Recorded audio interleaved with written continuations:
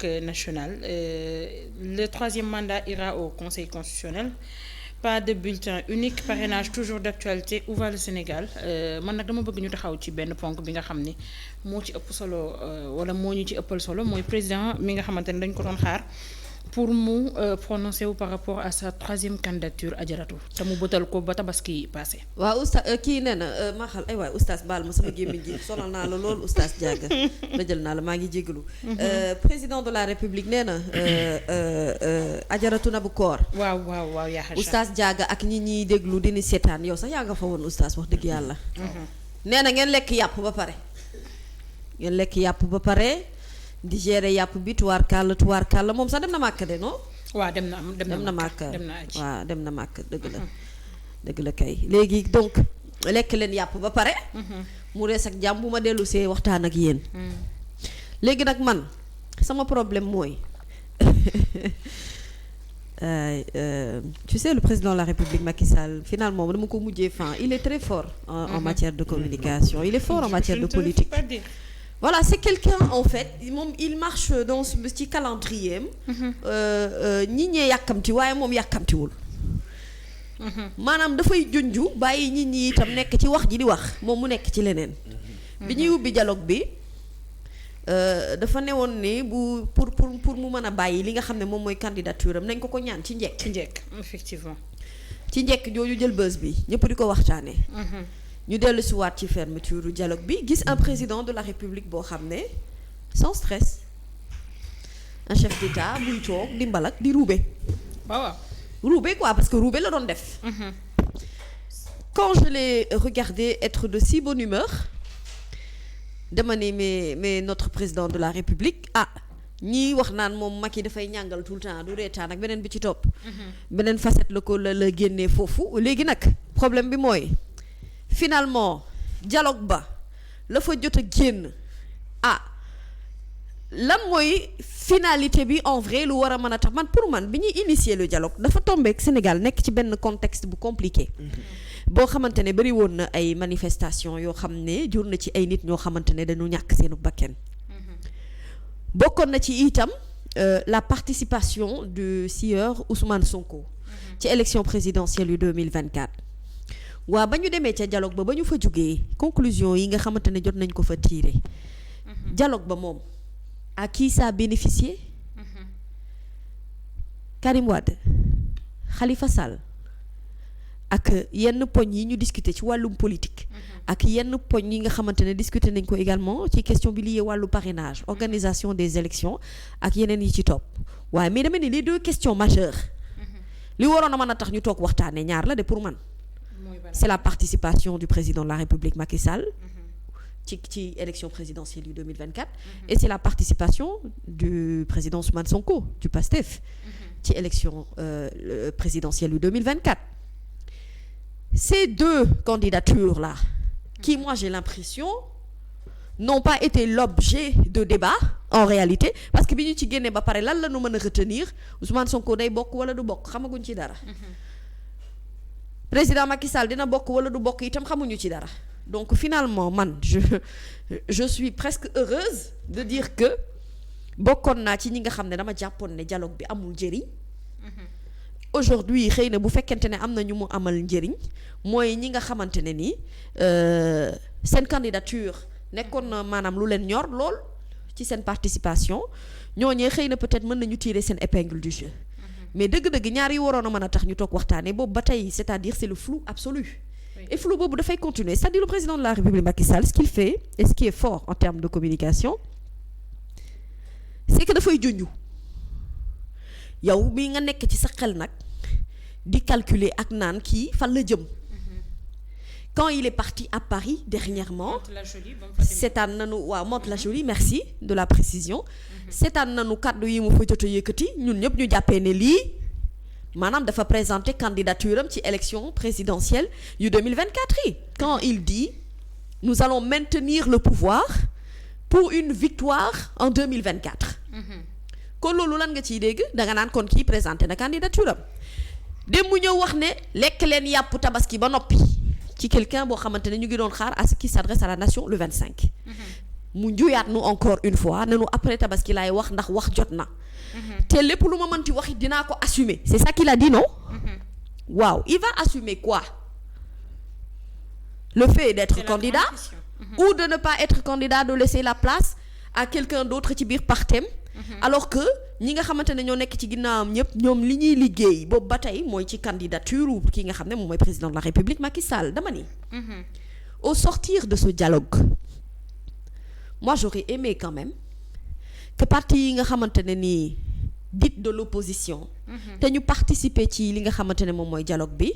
pour man ni président de la République war a adressé wu à la nation ñoom itam war nañoo adressé wu à la nation pour wax ñu dialogue bi nga xam ne participer nañ ci bi ñu ko participer ba génn ci ba noppi ñoom en vérité seen position finale lan la est-ce que li ñu ci doon wut am nañu ko waaw wala déet. Et est-ce que au sortir de tout cela également la question de la participation de Ousmane Sonko a été soulevée? Si oui, quelle a été la position de tout un chacun? Parce que xam nga rapport bi itam li nga xamante ne dialogue bi def nañu ko dañ ci conclusion yi dañ ne toutes les partis politiques ont donné leur position mais cette question la position de ces partis ñun xamuñu leen parce que on n'est pas partie intégrante du dialogue bokkuñu ci participer wuñu ci mais ñi nga xamante ne itam dañoo bokkoon ci maanaam ñi yoroon desk politique bi di ci liggéey ak di ci tàggatu est-ce que cette candidature a été traitée ou pas parce que jusqu'à l'heure où on nous parle fu mu nekk nii li waroon li juróon dëkk bi nekk ci jaxasoo bu dul jeex bu nu ko waxeek bu nu ko waxul mooy la non-participation du président Ousmane Sonko suite à sa condamnation bi nga xamante ne am na ko ci affaire u Adji Sarr yokku ci ak également l'affaire de Mame Mbaye Niang donc on en est au même stade on n'a pas bougé d'un iota Naboucor li nga amoon en termes d'information par rapport ak fi nga xamante ne foofu la ñuy yamoon te mu juróon coow leeg xeex li mais loolu on l'a pas encore évacué et c'est ce sujet-là dañu ko war a évacuer pour la toute bonne et simple raison que lii intéressé jamono ji Sénégalais yi mooy ndax Ousmane Sonko dina bokk ci élection présidentielle yu 2024 ou pas mooy ndax président de la République dina briguer un troisième mandat alors qu'il nous avait dit que du ko def ñaari mandat lay def jeex na donc ñoom ñëpp ils nous doivent des explications par rapport ak li nga xamante ne moom mooy dialogue bi nga xam ne dem nañu fa quand je vois le chef de l'État railler un peu Khalifa Sall ne ko waaw yow xam naa ne Khalifa Sall moom sunu siis bi la bëgg fauteuil bi ma toog nii moom mooy yéeneem loolu la bëgg waaye moom tamit li mu bëgg la nu bëgg. waaw man de xam naa wax na ko wala waxu ko oustaz Diagne loolu la wax oustaz xaaral rek yaa nga fa woon wala. waaw man te mami. finalement ci tooñ quoi ci tooñ. ci tooñ et puis ci wax tout le temps daf ñuy cax ni. sa troisième candidature wala daf ñuy préparer psychologiquement pour ñu accepter sa troisième candidature. Pourquoi maintenir le suspense? te beneen bi aussi pourquoi le cas de Ousmane Sonko en aucun moment dégguñu kenn wax ko fa à moins que ñu wax ko te yëguñu ko voilà c'est ce que je dis moom laay wax xam nga man c'est-à-dire j'aurais eu doonoon naa ruus ne par exemple man d'accord ma ci dialogue bi mais vraiment au sortir de ce dialogue ma gis ne yenn questions yi parce que li ma lay wax ni en fait c'est les questions les plus sensibles du dialogue ça c'est vrai xam nga bu fekkonte ne dañoo nekk ci réew moo xamante ne Naboucor on n'a pas connu de remous on n'a pas connu de manifestation on n'a pas connu ci fan yële ñu génn maanaam dëkk boo xamante ne nii jur na vraiment tàng goo xam ne ñu naan na président de la République génn waxtaan ak askan wi finalement ñu ne non dëkk bi ni mu demee nii ak ci élection présidentielle yi ñu jëm il faut ñu toog waxtaan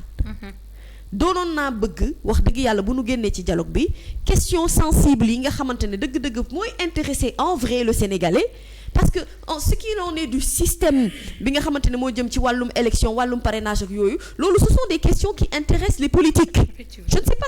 si je me fais comprendre bien sûr politique yi ci boppam ñoom la intéressé ñoom ñi nga xam ne ñoo yëngu ci wàllum politique ñoo nekk ci wàllum procédure ñoo bëgg a nekk président yeneen yu ni mel donc ces questions là ñoom la intéressé sax li mu gën a li ñu gën a bàyyi xel ci dialogue bi mooy les deux cas ñi nga xam ne ñoo wuy ji te ñëpp ñu ngi ko doon laam-laamee mooy le cas Karim et le cas Khalifa waaw moom lañ ci gën a bàyyi xel ci li nga xam ne moom lañ traité. waaw ci parce que ñoom participer nañu te on a l'impression que ça va de trouver nañu un terrain d'entente c'est ce que je dis que mooy li tax ma ne la sànq ñoom un peu tiré nañu seen épingle du jeu. mais est-ce que l'opposition bi ñu fa nekk lu ñu tuuti ils ont supporté combat bi nga xamante ne mooy combat wu participation bu Ousmane Sonko et pourquoi je reviens tout le temps sur Ousmane Sonko parce que la question est bi ñuy dem c'était pour plaider pour la participation de tout le monde. C'était pas plaider pour la participation des uns et bàyyi les autres. Des autres, effectivement. C'était pour que bu ñuy dem ñuy xeex ñu xeexal ñëpp. buñ ne ñëpp dañuy bokk ci élection présidentielle ñi ci war a bokk ci bokk te ñi nga xamante ne vraiment jàpp nañu ne am nañu positionnement bu am solo ci réew mi te boo ñëwee ci sa deuxième point di nga xam ne dëgg-dëgg di nga gën a dëggal le fait que Ousmane Sonko aujourd'hui soit un opposant boo xam ne il a un énorme poids politique. En fait j'ai l'impression que lui il tient les rênes de l'opposition en vrai. Mais aujourd'hui li nga xamante ne moom moo génn ci wàllum dialogue bi ak li ci jot a wuute yépp dama ne les questions fondamentales yi Sénégalais yi doon xaar am ay réponses ci wàllu woowu on l'a pas encore eu peut-être que un coin du voile va être levé bu fekkente ne le chef de l'État finalement dina mën a jàkkaarloo ak askanam délivrer ñu le message qu'on attend tous parce qu'on est à quelques mois des élections présidentielles 7 mois même pas ñu war a dugg ci ay élections présidentielles war nañu xam position bi nga xamante ne am na ko mais dafa am beneen équation boo xam ne point d'interrogation baa nga fa ba tey. Cette équation n'a pas encore été résolue. Et c'est cette participation de Ousmane Sonko et cette participation de Ousmane Sonko est importante. On n'en parle pas pour le moment parce que contexte bi ñu nekk nii dañu nekk ci contexte su tabaski. nit ñi dañu nekk ci lijjanti mu xar ak leneen li ci topp. mooy ne les questions politiques du moment ont été suspendues et yokku ci nag moom Ousmane Sonko en tant que tel ça fait un bon moment qu'il n'a pas communiqué depuis xanaa bi mu génne mémorandum bi nga xamante ne génne na ko fan yële passé te nit ñi ci waxtaan mais gën nañu ko dégg mu prononcé wu mu wax ak leneen li ci topp c'est Ousmane Sonko là moom la ñu barricade biir këram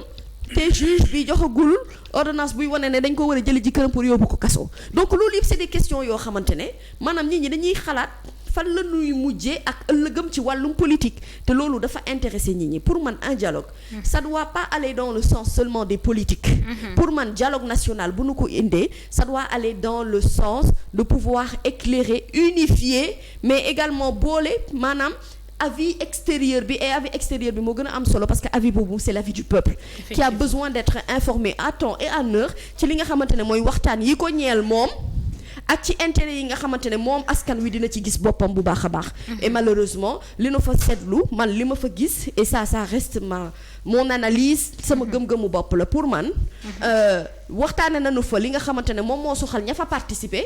waaye ñeneen ña fa participer wul c'est comme quoi pour dire que ñëwu leen donc on n'a pas eu assez d'arguments pour mën leen a xeexal leneen li ci topp et pour moi ça c'est maanaam mooy floppu dialogue bi pour noonu laa ko mën a jàppee ci li nga xamante ne moom la nit ñi doon séntu dëgg-dëgg te askan wi amuñ ci ay leeral ba léegi. mais vous ne serez pas servi dafa mel ni loolu la niru boo ñëwul daal ci añ bi sa doo da ngay mujj xaar reer du dëgg. dafa mel ni loolu lay mujj yow yaa Seydi yow mi nga xam ne yaa nekkoon ca dialogue ba ñu doon xaar président wax ci 3e mandat bi waaw man de wax dëgg yàlla su ma dee wax rek ci li ma sama expérience waaw xam nga nit boo ko bëgg a dimbali buñ ko tooñee dimbali ko bu tooñee dimbali ko la yonent bi sallallahu alayhi wa sallam man côté comme ni ko waxee côté culture la nekkoon ci wàllu diine ak orientation ak yan ni ñu war a defaat suñuy waxtaan ci diine ak njaboot yeeg njàngale mag ñi yar suñu doom yi am ci la doom man ñun cadre boobu sax dañu wax sax ñun fii bu fi kenn politique bu ko fi kenn wax ñi ci participé na xoolal ay nit ñu bon personnalité lañu wax dëgg yàlla mais ñu doon politique nag ñoo nekkoon intérieur ñoo nekkoon ministère de l'intérieur ca seen coow la fa la bëree sax fa la moom dëgg naa pour ñu am sax benn njiit problème na woon daal bon boo ñëwoon ci li dialogue bi dafa naa juróom-ñeenti fan la dugg na sax fukki fan lañ fa tënk yëpp ak li président ak bon kii reporter bi ndax si doon wax lépp da nga xam ne politique bi moo ci gënoon tuuti nag entre nous ku ci ne da nga wax section bu nekk côté mbay mi côté càmm gi côté dëkkuwaay bi côté frontière yi côté éducation bëri na trop mais am na lu président wax loo xam ne bi dafa ne jooyal nit wala waxal nit mu teew nday baax man la yàlla lay waxal dana jooyal nit waxal nit wala defar nit buñ kon bañ ko wooyee bu teew day gën a baax day gën a porté def na fii yàlla moo fi teg te yàlla moo fi yëkkati ki fi ñëw xamaguma ko xam naa sax Khalifa Sall mi son passe bi xam nga souvent ma presse bi dañuy dagg ay wax mu ne fii ma toog yàlla moo fi teg te yàlla mu fi jëli nag soxuma fi damay dem mu ne sax mais ñun ba tey bëggaat nañu ñun ak man du benn moo tax ma ne gars yi nag comme moom def ma ne ko nag comme dafa am ko xam ku war a dem demut man ko dama lay ñaan fexeel ba kooku bokk yoolu ba nga bañ a bokk su ko defee nag way rafet dana am da nga siggil sa bopp siggil sa njaboot man ko nag comme moom waxagut du ma wax waaye ñu lañ fa toog yëpp boo xoolee dis li programme bu nekk la fa wax politique moo ci gën tuuti moo tax ndax naan maa ngi dugg foo xam ne coow dana bëri. waaw yaa Seydi comme politique moo ci gën a tuuti. waaw kon xam nga bu politique bi bariwul. waaw yomb nañoo bàyyi xel lañ fa wax ak lañ fa waxul ndax dégg nga fa benn yoon ñu wax fa kaawu Ousmane Sonko. non ñoom ñi politique ñoom wax nañ ko seen rapport ñoom moom lañ famille na bàyyi ñu dara lu jëm ci politique rapport jox na ko. reporter bi wax na lépp nee na bàyyi ñu lu jëm ci politique ku ci nekk sa cas ñi ci prison bi fiche électorale bi ngeen wax nii. ak lan fiche électorale bi ak carte d'identité yi ak yu bëri wax na ko parrainage bi yëpp wax nañ ko ba président yooyu yëpp dajale nañ ko danaa ko jox xoolal assemblée nationale mais am na ci yoo xam ne du lépp dana jàll ndax dañ koy saytu waaye li ngeen kaas yu bëri danaa ko jox président woote ko ndax dama lay liggéeyaloon ngir seen réew liggéey ngeen teg nga ko ndaw si wax na ko Moussa Niass laa ko dénkoon mais li am solo mu ne la amoon solo mooy nit ki boo ko dee kaasal dafa waroon bokk wala mbaa mu ndeew gis nga loolu nag boo ko dee xool man fii laa tax wax ne Sonko su ma soon nga dem lu ko waral mooy même yow boo demul am ñu la demal ndax sa mbokk yii ñu téye ci kaso bi metti na ma trop parce que nag ku taxaw ci tribunal ñu war a defeer war nga am avocat foo cadre boobu mais xam nga nit nag programme am moo ko xam xamoon programme bi maanaa loolu nag moom ñëpp wax ne am na ko sax ne xam nga ouverture ba sax la defoon erreur ouverture ba dafa am ñoom jox parole mais bii joxul kenn parole joxul benn parole parce que am na ñoom bu leen jox parole musiba am ndax dañuy wax ay erreur am na sax ku fa daan wax naan troisième mun koy arrête ci militant yi bi mam naan xam naa sax ñun bëgg nañu mu naan toi da nga fi sax mun ko kooku ni mig noppi man daal li may ñaan mooy que liir nañ lépp man sama programme sax liir nañ ko fa yeneen liir parce que nag bokkuñu ay atelier parce que maa ngi ñun ñu ngoon maison de la presse ñii politique ñu ngoon intérieur yeneen ñi nga fenn ay pàcc la daal en tout cas la mu waxee leen daal incha allah lépp gis naa ko rëpp na ko du mën a lépp sotti na waaye li ëpp incha allah daan ko jël jébbal ko assemblée ñu woote ko mu nekk loi parce que intérêt Sénégal la bi ci des li ngeen wax nag waxu tudd fi nit moom daal tudd na fa ñetti nit yoo xam ne daal tappas na leen Bara Dolly Mbacké Diop Decroix Khalifa Sall tudd na ñooñu ne xam naa fii ma toog sees bi xam naa moom ngeen xaar ba te ne Bara Dolly boo jàngoon dana baax ba indi fa affaire de comédie daal mais waaw déglu xaaral man laa wax man waaw bu ñu Sénégal na diw bokk man nangu naa loolu mais diw na dimbale boppam pour dire la vérité d'accord am diw moo diw bokk moo ne am réew mu wax ne ko sax nee na réew fa dañ koy waxtaane ñeen li ngeen mun nga baal mu ne même sax li ngeen bëgg yëpp diw mais nañ toog loolu waxoon na ko fa ndax mu ne lu ne mën a am solution kon xam nga kii am na lu mu juñu te waxu ko ci kàddu Oustaz damay bañ nga perdre le fil te fi nga nekk ba tey bugguma nga génn fa moo tax tey bu ñu nee da nga ne dama la dégg ci say wax ngay répété waat naan intérêt peuple bi ndax dans l'intérêt du peuple am benn opposant boo xamante ne saa yu ñu ko laalee peuple bi jóg en quelque sorte maanaam ñu bëri ci askan wi di naqarlu li nga xamante ne moom la ñu koy teg actuellement ndax waxtaane woon ko ca dialogue ba gënul woon ndaxte dans l'intérêt du peuple ngeen wax li ngeen fa doon waxtaane mooy lu soxal askan wi te ñëpp xam nañ ni kaawu Ousmane Sonko dafa soxal askan wi fi mu ni toll. moo tax ma ne la ba ñu ñëw ci salle bi am na ku wax ne bon ndax su doon def waxtaan dama ne. société civile ma nga foon. ñi xam ne bon bokkuñu benn assemblée ak ñi assemblée bokkuñu. am na ñoo xam ay sénégalais lañu surtout coutumier ak opposant parti ñooñu. la maso lañ fa wax sax ka Sonko wax nañ ko fa ñoom seen biir xam man bokkuñu ay atelier mais ne kaw Sonko ak ñi war dem élection yëpp na leen bàyyi ñu bokk ndax ay Sénégal yor seen pièce carte d'identité nationale. loolu mooy dëgg. nii moom sax même ki sax femme bi sax wax na ko ba mu naan sax heureusement soo gis ñu guddee sax courant daa coupé wax na ko 2 fois ne courant coupé ne 2 fois toog nañ une temps amuñu courant ba Macky Sall di ko jigéen rectifier parce que kooku moo wax ne kii seen Savané quoi jabar kii Saliou Savané bi waaw ne ko mo président boo gis sax su liggéey mu xaw a xeex man sax maa ngi dem a gëmantu 2 fois am na coupure courant waaye li am solo lañ doon gën a nas mooy que ne Sénégalais yi pour jàmm ñëw mooy foofu ñeem bokk élection ndax it ku ci ne nga am àq ba war a bokk élection loolu daal dañ leen ko ñaan nga saytu ko nga xam ne bi yaa ko wax am na ñoo xam ne ñoo fi jël ñoom nga doon noonu Senghor Diouf Abdoulaye Wade yaa fi nekk yaa ne léegi yàggoo fii te dëgg la moom ko yàggul ñaareel ba 16 bii yàlla fi teg nit comme fi teg ku nekk ñu fexe ba jàmm am nga ñëw ko ci jàmm li wax li moom dégg naa ko fa l'essentiel nag comme dossier la boo xam ne bii mënuma ci sori waaye daal ñoom nee nañu famille nee na politique ya fa nekkoon ñëpp kuy kalima yëpp wax nañ ko fa ba ci moom mi sax moom ci waaw moom wax nañ ko dee nañ daal suñu sax li nga xam ne bi ay doctrine politique lañu te ay Sénégal lañu ñu dellu seen jàmm dellu seen réew ñi war a bokk nañu bokk te xam ne am na yoo xam ne loi yoo xam ne daal foog ñu dindi ko Sénégal comme loi yi jàpp ay fari Sonko yu mel noonu nee nañ daal foog ñu dindi ko parce que yu mel noonu mi ngi yàq réew léeg-léeg nit dem dama yàlla baal dem tooñ yàlla ca kaw àll ba ñëw fii neewa diw dama kii yooyu buñ ko dund mën ko di tardé wu ci la bokk loolu la dégg naa ko la desal mooy daal man daal su ma soyoon man fi ma toog nii monsieur le président encore yaa ngi màkk place yu ñaaw la ya kay bala ngaa ñëw bàyyi ñëpp prison ñu dem seen jukkoon